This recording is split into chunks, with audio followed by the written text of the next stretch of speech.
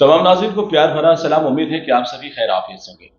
नाज़रीन, 2023 के आम इंतखाबात अब बड़े पैमाने पर जोर शोर पकड़ चुके हैं और तेलंगाना रियासत 9.5 साल हो चुकी है यहाँ पर कायम हो चुकी है। और इस बार 2023 में बड़ा ही कांटे का टक्कर नजर आ रहा है, क्योंकि 9.5 साल की एक तरफा हुकूमत है कि जिस तरीके से टीआरएस से बीआरएस बनने वाली हुकूमत जो आज बरसे इख्तिदार रही और तेलंगाना के अंदर तरक्याती काम किए हैं। अब दूसरी तरफ अगर देखें तो गुज़िश्ता 50 से 60 साल हुकूमत करने वाली कांग्रेस भी अब यहाँ पर एड़ी चोटी का जोर लगा रही है। अगर देखा जाए, अगर 50 से 60 साल अगर आप हुकूमत करते हैं, फिर उसके बाद आपको नाकामी मिलती है, फिर एक बार यहाँ कामयाबी हासिल करने के लिए आप जो कोशिश कर रहे हैं, कहीं ना कहीं आपके अंदर खामी की वजह से आप गुज़िश्ता में फेल हुए हैं। तो अब इस बार तेलंगाना में फिर दोबारा या फिर कार चलेगी या फिर हाथ को लोग हाथ देंगे। तो इन तमाम हालात का जायजा लेने के लिए हमारा उर्दू मीडिया फेडरेशन तमाम आला सीनियर ओहदेदारों से भी मुलाकात का सिलसिला जारी रखा हुआ है और आज भी खास मुलाकात के जरिए तेलंगाना जिस तरीके से नंबर 1 कहा जा रहा है और तेलंगाना को जिस तरीके से नुमाया मकाम हासिल हो रहा है, उसके तेलंगाना के वज़ीर दाखिला जनाब मोहम्मद महमूद अली साहब आज हमारे साथ खास मुलाकात प्रोग्राम में है। मैं उनका आज के खास मुलाकात प्रोग्राम में तहे दिल से इस्तकबाल करता हूं। बहुत बहुत शुक्रिया कि आपने हमें कीमती वक्त दिया ताकि हम आज के अहम मुद्दों पर आपसे बात कर सकें। तो चलिए, सबसे पहले मैं हमारे वज़ीर दाखिला जनाब मोहम्मद महमूद अली साहब से मुबारकबादी के साथ ये अपनी बात का आगाज़ करूंगा कि आपको वज़ीर दाखिला से कबल नायब वज़ीर आला का ओहदा दिया गया। तो मैं सबसे पहले आपकी सियासी मैदान से इस बात को शुरू करूंगा। जनाब मोहम्मद महमूद अली साहब, आपसे सबसे पहले ये सवाल है कि आपका जो सियासी करियर है, यानी आप तेलंगाना के बनने के बाद लोगों के दरमियान आए हैं, तो इससे कबल आपका सियासी मैदान से क्या ताल्लुक है? अब्दुल्ला साहब, सबसे पहले आपके नाज़रीन को मेरा आदाब अर्ज करना चाहता हूँ। और दूसरी बात, आपने जो सवाल किया, मैं पहले किसी पार्टी में नहीं था। 2001 में तेलंगाना पार्टी कायम हुई, उससे पहले केसीआर साहब ने अपने ओहदे को इस्तीफा दिया था। वो मिनिस्टर थे, ट्रांसपोर्ट मिनिस्टर थे, डिप्टी स्पीकर थे। वो फिर से तेलंगाना तहरीक शुरू करने की बात की थी। मैंने अखबार में पढ़ा, मैं खुद जाके केसीआर साहब से मिला और कहा कि मैं भी तेलंगाना चाहता हूं, क्योंकि तेलंगाना अवाम के साथ बड़ी नाइंसाफी है जी। जब केसीआर साहब ने कहा आइए महमूद भाई, आप भी हमारे साथ जुड़ जाइए, मैं जुड़ गया उनके साथ। कुछ दिन के बाद पार्टी का क़याम अमल में आया। जब से सीएम साहब के साथ हूँ और सीएम तेलंगाना तहरीक में उनके साथ जुड़ा रहा। तेलंगाना हासिल हुआ 14 साल की जद्दोजहद के बाद, और केसीआर साहब ने मुझे पहली बार डिप्टी चीफ मिनिस्टर का ओहदा दिया, रेवेन्यू मिनिस्टर दी, और फिर सेकंड टाइम में होम मिनिस्टर का ओहदा दिया। मैं सीएम साहब का शुक्रिया अदा करता हूँ और मैंने अपने फ़राइज़ अंजाम देने में कोई कोताही नहीं की है। हमेशा पार्टी की लॉयल्टी में रहता हूँ और मुझे फ़ख्र है। लीडर तो बहुत होते हैं दुनिया में, बहुत से लोग बड़े बड़े ओहदों पे जाते हैं। मेरे हिसाब से हिंदुस्तान में नंबर 1 कोई लीडर है, सेकुलर लीडर है और मुसलमानों को चाहने वाला कोई लीडर है, तो वो केसीआर साहब। केसीआर साहब यकीनन पॉलिटिक्स में बहुत से सीनियर है, मगर उन्होंने हमेशा एक बात कहा करते हैं, जो भी लोग पॉलिटिक्स में आना चाहते हैं आइए, ज़रूर वेलकम, मगर उनको दो लोगों से बड़ी मोहब्बत होना चाहिए। 2 बातों में बताते हो, एक तो अपने वतन से मोहब्बत होना चाहिए, दूसरी वतन में बसने वालों के साथ मोहब्बत होना चाहिए। बराबर। दुनिया आज के ज़माने में लोग सियासत का इस्तेमाल कर रहे हैं, मज़हब की बुनियाद पर कर रहे हैं, जिसकी वजह से लोगों की तरक्की रुकी है, मुल्क की तरक्की रुकी है। मगर केसीआर साहब सारे कौमों को एक साथ देखते हैं। पुराने लोग कहा करते थे, निज़ाम हमेशा कभी कभी कहा करते थे, हिंदू और मुसलमान मेरे 2 आंख है। मैं समझता हूँ उसी के नुक्ते नज़र से आज बादशाह तो बादशाह होते हैं, चीफ मिनिस्टर भी बादशाह से कम नहीं होते। अक्सर आपका एक मशहूर कलाम और एक लफ्ज़ इस्तेमाल करते हैं कि नंबर 1 तेलंगाना के केसीआर नंबर 1। तो किस वजह है कि क्या इनकी नज़र में वाकई जो इस तरह से आप कह रहे हैं कि हिंदू मुसलमान को वो 2 नज़रिया नहीं बल्कि एक नज़र समझते हैं, तो इसकी वजह से आप नंबर 1 का मकाम दे रहे हैं? अब्दुल्ला साहब, एक बात मैं आपसे पूछना चाहता हूँ, आप एक अच्छे सहाफ़ी है, स्मार्ट आदमी है, आप बताइए 2014 से पहले फिसादात क्यों नहीं रुके? जी, बड़ा सवाल। हिंदुस्तान तो 1947 में आज़ाद हुआ, 1948 में इस तेलंगाना स्टेट को इंडिया में जम किया गया। जब से लेकर 2014 तक फिसाद रुका क्या बताइए आप? किसी के दौर में रुका क्या? चाहे वो तेलुगु देशम 18 साल हुकूमत की, ये बड़ी अहम बात है। कांग्रेस 50 साल हुकूमत की, तेलंगाना स्टेट इतनी पुरअमन है, हैदराबाद खास तौर से। आप देखिए रात का टाइम ऐसा होता था, कुछ गलियां थे आप भी जानते हैं, कुछ लोग मुसलमान भाई नहीं जाते थे, कोई गलियों में हिंदू भाई नहीं आते थे रात का टाइम। और हमारे आज के टाइम पे देखिए बुर्कापोश खवातीन रात के 1 बजे 2 बजे भी वो गलियों में से आसानी से गुजरते हैं। ये बात सही। और किसी किस्म का डर खौफ नहीं है। आज ये डर खौफ निकालने वाला कोई लीडर तो केसीआर साहब जी। जिस तरीके से चलिए, बहुत ये बात अहम है कि 2014 के बाद से अब तक कोई फिसादात नहीं हुए, ये तो हम भी मानते हैं, क्योंकि जब कोई रियासत के अंदर कोई हिंदू मुस्लिम का जब फिसाद छिड़ता है तो अमीर रह ही जाते हैं, उनकी और भी मजीद तरक्की चलती है, लेकिन एक गरीब अफराद, एक शख्स के ऊपर बहुत बड़ा इसका वजन पड़ता है। 6 माह वो पीछे हो जाता है, 1 साल पीछे हो जाता है। यहाँ केसीआर साहब के लिए ये बात वाकई बहुत अच्छी है कि इन्होंने यहाँ पर अपना जो वायलेंस होने वाले वाकयात है, कर्फ्यू वगैरह जैसे मामलात को बहुत ही अच्छा रखा। अब आपको लेकर एक सवाल करते हैं, जब से आपको होम मिनिस्ट्री का भी एक ओहदा दिया गया, और बड़ी अच्छी बात है कि केसीआर साहब कैबिनेट में एक मुसलमान को एक अच्छे ओहदे पर फायज किया, तो क्या जब से आपको होम मिनिस्ट्री का जो ओहदा दिया गया तब से आपने मुसलमानों का क्या फायदा किया? देखिए साहब, इसमें हिंदू और मुसलमान नहीं होते लैंड ऑर्डर में। जी। लैंड ऑर्डर एक ऐसा सब्जेक्ट है जिसके अंदर बिला मजहब मिल्लत इंसाफ देना पड़ता है। जी। मैंने मुकम्मल इंसाफ दिया है, मुसलमान हो हिंदू हो। जी। ये जब भी जो लोग मेरे पास आते हैं, मेरे को जितना मुसलमान चाहते हैं उतना हिंदू भी चाहते हैं। जी। आप कभी भी बाहर सर्वे कर लीजिए, आप तो जर्नलिस्ट है, मेरे घर के दरवाजे खट पर कोई भी आ जाता है, 100% उसके साथ इंसाफ करता। मैंने कई बार हमारे डीजी और कमिश्नर से किसी इंसाफ के मामले में कोताही की हुई तो मैंने कहा कि मैं 1 मिनट में इस्तीफा दे दूंगा, क्योंकि मुझे जो सीट दी गई है ये इंसाफ की सीट दी गई। मेरा काम है इंसाफ दिलाना। जो मासूम लोग आते हैं, मजलूम लोग आते हैं, उनकी मदद करना मेरा फर्ज है।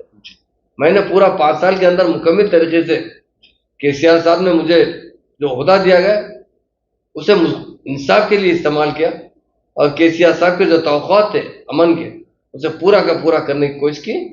और ये डेफिनेट आज तेलंगाना स्टेट यकीनन इंडिया में नंबर 1 स्टेट है अमन के लिए। मैं नहीं कह रहा हूँ, आप जाके पूरे जो अदर स्टेट के लोग जो मेरे पास आते हैं, जब घूमने के बाद मुझसे मिलते हैं, मिलके कहते हैं कि होम मिनिस्टर साहब हम आके यहाँ 4 दिन हुआ है। गुजरात से कुछ लोग आए थे परसों, वो कह रहे थे कि हम देखने के बाद बड़ा ताजुब हुआ, हम शमशाबाद जा रहे थे तो लोग मोटरसाइकिल पे अपनी बीवी को बिठा कर आ रहे थे, उसके गले में 10 तोले 15 तोले सोना था। अरे हमारे पास तो हाथ में अंगूठी बेच के औरत बाहर नहीं जा सकती रात का टाइम, गुजरात के इलाके में। हाँ, जहाँ पर हमारे प्राइम मिनिस्टर का इलाका है। तो उन लोगों ने कहा कि यहाँ पर इतना अमन है तो डेफिनेट पूरे हिंदुस्तान में सबसे कहीं अमन है तो हमारे स्टेट के अंदर है, क्योंकि हमारे सीएम साहब बहुत स्ट्रिक्ट है। लेकिन मेरा जो सवाल इसके अंदर ये था, मुसलमान यानी आपको जो पर्टिकुलरली मुसलमान होने के नाते ये ओहदा दिया गया, तो इसमें एक सवाल ये बनता है कि बहुत सारे मुसलमान भी आपकी एक सूरत होने की वजह से अपने अपने यानी ओहदे हासिल करने के लिए आपके सामने एक बिल पेश किए, यानी रिप्रेजेंट हुए, दरखास्तें दी कि ताकि वो भी पुलिस के महकमे में शामिल हो सके। लेकिन कई मरतबा ऐसा सुनने में आया कि बहुत सारे मुसलमानों को पुलिस के महकमे में दाखिला नहीं दिया गया।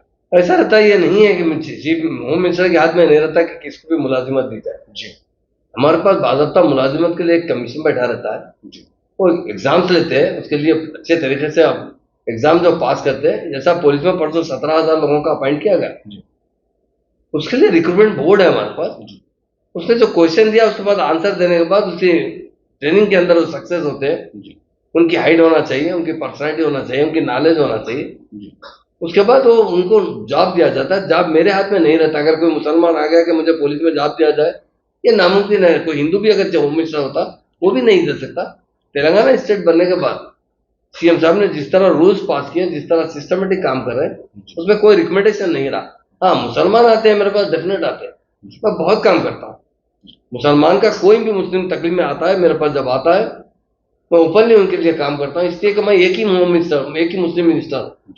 हमारे अलावा और कई हिंदू मिनिस्टर्स हैं जहाँ पर हिंदू सिख दूसरे भाई जा सकते हैं। मेरे पास जो अकलियतें आते हैं, तकलीफों का मैं सभी का मिनिस्टर हूँ, पर उनकी तकलीफ दूर करने की पूरी कोशिश करता हूँ। जी। जिस तरीके से आप वजारत दाखिला यानी होम मिनिस्ट्री एक बहुत बड़ी जिम्मेदारी है। स्टेट को अगर पुरअमन रखना है तो होम मिनिस्टर के हाथ में होता है। तो यहाँ अक्सर ऐसा होता है कि आपने एक फ्रेंडली पुलिस का नाम दिया, और फ्रेंडली पुलिस में अक्सर ऐसे शिकायतें मौसूल आप तक भी हुई और जो कई मरतबे मीडिया के अंदर भी वो शिकायतों को ले किया गया, तो वो शिकायतें ये हैं कि थोड़ा सा नज़रियात जो है पुलिस के फ्रेंडली पुलिस नहीं है बल्कि गुंडागर्दी के लिहाज से वो चलते हैं। इस बार आपसे कई मरतबा तयक़्क़ुन की भी बात आई थी, लेकिन इस मामले पे कई कत्ल गारतगिरी के मामलात भी पेश आए हैं। काफ़ी आपने संभाला, बहुत अच्छी बात है, लेकिन कई ऐसी ज़हनियत वाले अफराद हैं जो पुलिस स्टेशन के अंदर मुसलमानों के साथ, खास तौर पर इसलिए मुसलमान का नाम ले रहा हूं क्योंकि एक आपका वजारत जुड़ा हुआ है, इसीलिए तो उनके ताल्लुक से आप क्या कहेंगे इस बारे में?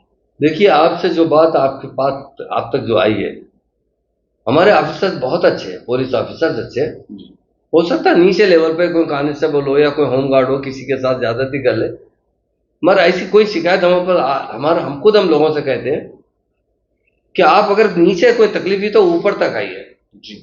और हमारे जो पुलिस डिपार्टमेंट के जो आईपीएस ऑफिसर्स हैं जी, उनका रवैया बहुत अच्छा होता है। फ्रेंडली पुलिस की जो बात कर रहे हैं जी, पहले की गवर्नमेंट भी कई पुलिस डिपार्टमेंट, मैत्री डिपार्टमेंट, ये डिपार्टमेंट में मदद देते थे, मगर पुलिस फ्रेंडली होने के बाद साथ ही साथ हमने जितना पीडीएट बुक करके लोगों को, गुंडों को अंदर डाला है, अंदाजा नहीं कर सकते आप इतने लोगों को अंदर डाला है। ऐसा फ्रेंडली किसके साथ है? जो जेंटलमैन उसके साथ फ्रेंडली है। अच्छा, जो रौडी के साथ फ्रेंडली कहाँ रह सकती बताइए? उन्हें तो सख्त से सख्त सजा देना चाहते हैं। व्हाइट कॉलर वाले के साथ फ्रेंडली, डेफिनेट व्हाइट कॉलर के साथ है। जो आदमी व्हाइट कॉलर है वो चाकू नहीं चला सकता, झगड़ा नहीं कर सकता, गाली नहीं दे सकता, उसके लिए फ्रेंडली पुलिस है। और दूसरे लोगों के लिए फ्रेंडली नहीं है पुलिस। हाँ, अगर कोई अच्छा होना चाहता है, एक आदमी बुरा था मगर आज के बाद जेल को जाके आने के बाद उसे अच्छी जिंदगी गुजारना चाहता, डेफिनेट उसको पुलिस जो है एक सपोर्ट करती है कि सिविल मैन बन के जिंदगी गुजारे। पर पुलिस कभी भी इन बदमाशों के साथ फ्रेंडली नहीं रहती है। ये लोग कहते हैं, मीडिया वाले कुछ कह देते हैं, मगर पुलिस के दिल में जो रहता है, ऐसे लोगों को कुचल दिया जाता है जो मासूम अवाम पे जुल्म करते हैं। एक अहम सवाल, कल एक पेपर में एक बहुत बड़ा मसला उठाया गया कि केसीआर आने वाले वक्त में जब इक़्तिदार में आ जाएंगे तो दीनी मदारिस को अभी से नोटिस जारी कर दी गई और आने वाले वक्त 2024 में आज़ान की पाबंदी भी लगाई जाएगी। तो क्या यह हकीकत है या ऐसी कोई जिम्मेदारी आप ले सकते हैं? साहब, ये मैं आपसे पूछता हूँ अब्दुल्ला साहब, ये इस बात मुमकिन हो सकती क्या? मैं आपसे एक बात बताता हूँ, आज की नहीं बताता हूँ, 20 साल पुरानी बात बताता हूँ जी। जब केसीआर साहब मूवमेंट में काम करते थे, मूवमेंट चलाते थे, हमेशा अपनी तकरीर में एक बात कहा करते थे कि हमारे घर में एक रूम हुआ करता था। उस जमाने में लोग जो है, जो ऑफिसर्स होते थे या उनके केसीआर साहब के फादर के दोस्त है, जब आते तो नमाज का जब टाइम होता तो मेरी माँ खुद कमरे में पोछा मार के साफ करती थी और वहां जानिमाज बिछाती थी और रिहाल और कुरान मेरी माँ खुद रखती थी और वजू का पानी का एहतमाम करती थी। केसीआर साहब के उस सेकुलर लीडर आप हिंदुस्तान में बता दीजिए, वो बचपन से इस्लाम के बारे में जानते हैं। और ये जो अफवाह है, ये जो दीनी मदारिस के मामले में जो नोटिस की बात आई है, वो एक सर्वे नोटिस है, वो हमारे से नहीं है। चाइल्ड वेलफेयर डिपार्टमेंट, वो सेंट्रल गवर्नमेंट वाले उनसे फिगर्स मांगते रहते हैं। और मैं आपके जरिए बताना चाहता हूँ, दीनी मदारिस के जितने जिम्मेदार लोगों को किसी को घबराने की जरूरत नहीं। ये एक इंसान का जो सर के अंदर बाल होता ना, बाल का थिकनेस कितना रहता नहीं के बराबर, उतना भी डरने की जरूरत नहीं। वो दीनी मदारिस की हिफाजत हम करेंगे। इमाम और मौलाना साहब को हदिया कौन दे रहे हैं बताइए? केसीआर साहब दे रहे हैं। और उसमें बढ़ाया गया, कल केसीआर साहब ने ऐलान किया हम 10-10 हजार रुपए करेंगे। जो लोग दीन में काम करने वाले लोग हैं, मैं एक बात बताता हूँ अब्दुल्ला साहब, जब मैं जाता हूँ तो मैंने इशू पे सीएम साहब से बात करता हूँ। जब इमाम मौजन की बात आई थी, मैं सीएम साहब से जिक्र किया, साहब के इमाम मौजन हजरात बहुत परेशान रहते हैं साहब, अपन 14 साल मूवमेंट में, मैं कम से कम 14 साल में 14 मरतबा आज हाउस पे धरना दिया हूँ, इमाम और मौजन हजरात को कुछ हदिया मुकर्रर किया जाए। मगर कांग्रेस बहरी और गूंगी थी, कभी नहीं सुना। मैं कहता था कि एक बार तेलंगाना बने तो हम पावर में आएंगे, जरूर करेंगे। जब मैं केसीआर साहब से जाके जिक्र किया तो केसीआर साहब ने क्या कहा सुन लीजिए। उन्होंने, महमूद भाई, जिस सरजमीन पे खुदा की इबादत होती है, यकीनन महज कई मतलब मुश्किल हालात से भी हम नजात हासिल करते हैं। ये केसीआर साहब का नजरिया है। बड़ी बात है कि ये हमारे इमाम और मौजूद हमारे लिए हमेशा दुआ करते रहते हैं। इस सरजमीन पे 5 बार सिजदा टेकते हैं, सर टेकते हैं और दुआ करते हैं कि स्टेट में अमन हो, कायम हो, यहाँ पे तरक्की हो। 100% को हदिया देना चाहिए। आप कल से ही सर्कुलर जारी कर देंगे, 10,000 इमाम मौलाना को 5,000 दे देगा, बाद में 7,000 लोग पेंडिंग थे, उन्हें भी। लेकिन इसकी भी शिकायतें हैं, 6-6 माह उसके तनख्वाह रोकी जा रही है। डेफिनेट दो चीजें हैं अब्दुल्ला साहब, हमारे पास प्रिंटिंग प्रेस नहीं है। ओके। निजाम के जमाने में टंकसाल था, यहाँ पे नोट छपते थे, ये सेंट्रल गवर्नमेंट नोट छपते हैं, हमारे पास तो नहीं। जीएसटी जो आता है पहले सेंट्रल गवर्नमेंट को जाता है जी। उसके बाद हमारे पास वापिस आता है 50%। काफी जमाने से हमारी और सेंट्रल गवर्नमेंट की बहुत ज्यादा झगड़ा चल रहा है, आप भी जानते हैं। हम पर वक्त पे पैसे नहीं आ रहे, जिसकी वजह से थोड़ी देरी हो रही है, हम उनकी माजरत भी चाहते हैं। मगर जरूर जब जब मौका आया, लोगों ने मुझे खुशी का भी इजहार किया, साहब अच्छा करे, साहब रमजान की ईद को देते रहे, बकरीद को देते रहे, जब भी मुश्किल के टाइम पे अच्छी रकम मिल जा रही, महीने को महीना दिए तो खर्चा उठाते, कैसा भी तंगी में चलाते, मगर जब ईद आती है तो पैसे आप क्लियर कर देते। किसी का एक पैसा डिले जरूर हो रहा है, मैं किसी को नागा नहीं किया गया, अब तो 10-10 हजार कर दिया गया। मैं एक बात कहता हूँ, हजार की बात करते हैं, एक बात बोलता हूँ आपको, आप कभी किसी के भवन देखे आप जाके? कभी गांधी भवन देखे? जी बराबर। कभी तेलंगाना भवन आया? जी आया। तो अब रमजान का एक महीना तेलंगाना भवन में बाज़ाब्ता लाउड स्पीकर में अदा होती, क्या में होती? बराबर सुना। एक महीना इमाम का तकर्रुर किया जाता, मौज़न का तकर्रुर किया जाता, जो भी मुस्लिम लीडरान वहां पर उनकी आते उनके रोजे का एहतमाम किया जाता है, बाज़ाब्ता जमात के साथ नमाज कहाँ होता है? तेलंगाना भवन में होता है। बराबर, ये बात। अरे परसों हमारे साथ सोहेल साहब हमारी पार्टी ज्वाइन करे, जो कांग्रेस के माइनॉरिटी प्रेसिडेंट है, उन्होंने कहा गांधी भवन में कभी नमाज का एहतमाम किया था तो लोगों के चेहरे उतर जाते। तो आज हमारे पास तो सीएम साहब की तरफ से इफ्तार का एहतमाम किया जाता, इमाम का तकर्रुर किया था, मौज़न का, और बाज़ाब्ता माइक के अंदर आज़ान दी जाती है तेलंगाना भवन के अंदर। तो मैं मुस्लिम भाइयों को एक बात का तयकीन देना चाहता हूँ आपके जरिए, हम कभी भी, हमारी पार्टी हो या हमारे सीएम साहब हो, ऐसा मुसलमान भाई कभी सोच भी नहीं सकते हमारी गर्दन कट जाएगी, पर हजार रुकने वाली नहीं है। बड़ी बात है। यानी जो नाज़रीन को तजस्सुस अभी ये जहन में डाला गया कि आने वाले वक्त 2024 में आज़ान पर पाबंदी लगाई जाएगी और इस तरीके से दीनी मदारिस पर बैन लगाया जाएगा नोटिसों के जरिए, लेकिन ये बात वाज़ेह हो गई है कि गर्दन कटेगी मगर आज़ान लाउड स्पीकर पर कभी नहीं होगी। बड़ी अच्छी बात है तेलंगाना के तमाम मुसलमानों के लिए और आलम इस्लाम के मुसलमानों के लिए बहुत अच्छी बात है। चलो एक और दीनी मदारिस को लेकर जब बात उठी है तो एक अहम सवाल है कि हिंदुस्तान की मायनाज एक अजीम दीनी दरसगाह है जामे निज़ामिया। जामे निज़ामिया में केसीआर से अपने साहब ने अपनी तरफ से जो भी एक हदियतन एक ऑडिटोरियम का वहां पर इमारत को तामीर किया है,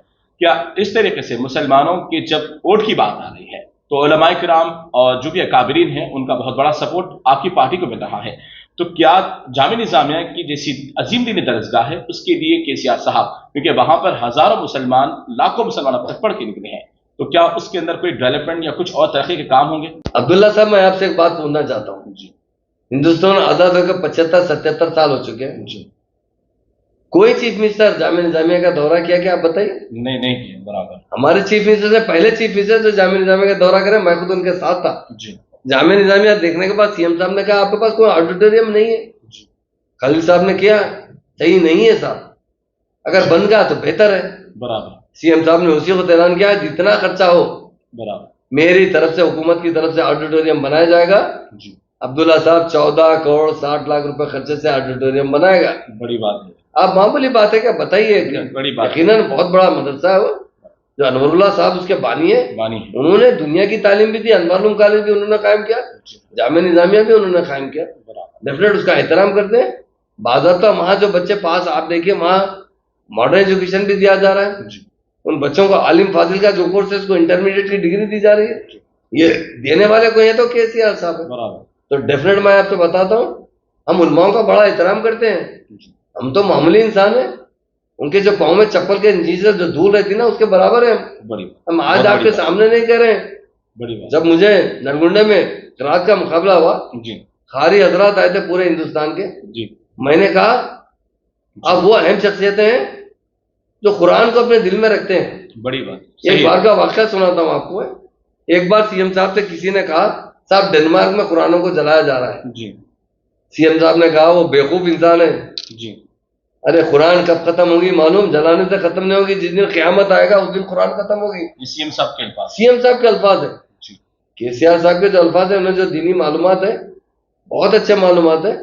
जब सीएम साहब ने गुस्से से कहा कि कुरान जलाने वाला बेवकूफ है जी, कुरान जलने से जलती है, कुरान तो जब खत्म होगी जब क़यामत आएगी। बेशक सही, कुरान तो दिलों में है बेशक, इसलिए हम भी यही बंदे किसी को 56 इंच की सीने की जरूरत नहीं है, 6 इंच का जो दिल है ना बराबर वो साफ नरम होना चाहिए, वो केसीआर साहब की तरह होना चाहिए।